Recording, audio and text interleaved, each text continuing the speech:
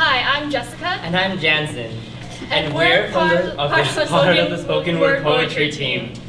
This poem we're going to perform for you guys today is called Beginning, Middle, and End by Kaye.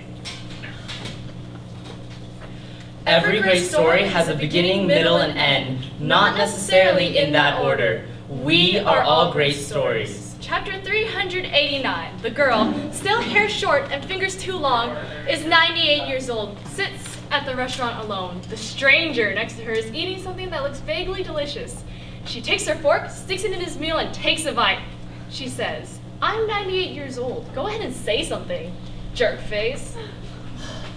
Chapter 14. The boy and his best friend are 8 years old. He comes up with a great idea for a prank. They are sure they will not get caught. The next morning, every single house on his street, except for his own, has toilet paper on the front lawn. They get caught. Chapter 146. The boy and the girl live happily ever after. Chapter 231. The boy and the girl vow never to speak to each other again. Every great story has a beginning, middle, and end, not necessarily in that order. We are all great stories, but not necessarily written as chapter books. I know. There are moments that are not meant to be bound, that we scribble too much in the margins to read our own page numbers. Like the night you thought we were invincible, ran out into the lightning storm with a million keys tied to a million kites with a clench in your jaw that just said, "Take me with you, goddammit, I dare you." In the weeks, when you finally reached out to feel your father's cheek and just found paper cuts. I know. The nights we shattered hourglasses just to fall asleep. In the afternoons, we take photographs of our own shadows just to prove that we left a mark. I know the wetness of your lips. Know that you are a leaf off the tree of your parents' first kiss. As you hold your shrubs to the sky, you can see their veins there. Know that in later chapters you will complain about how things were better back in your day. Give yourself lots to complain about.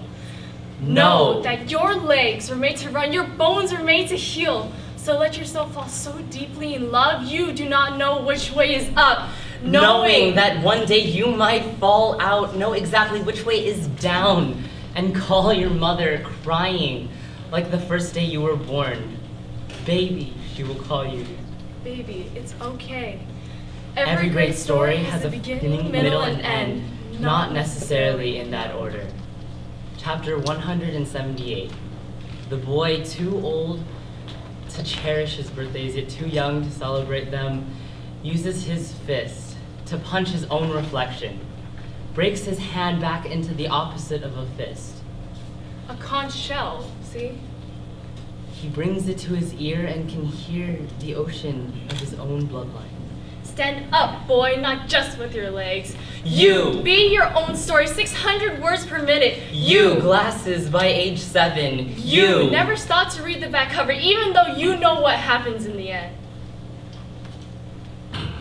Chapter 431. Once upon a time, there was a boy. He's not here anymore. But the branches he left all hold their leaves to the sky. You can see the outlines of his shadow on the sidewalk. Chapter 1. Once upon a time, there was a woman and a man. The first night they kissed, a seedling blossomed on the back of her neck.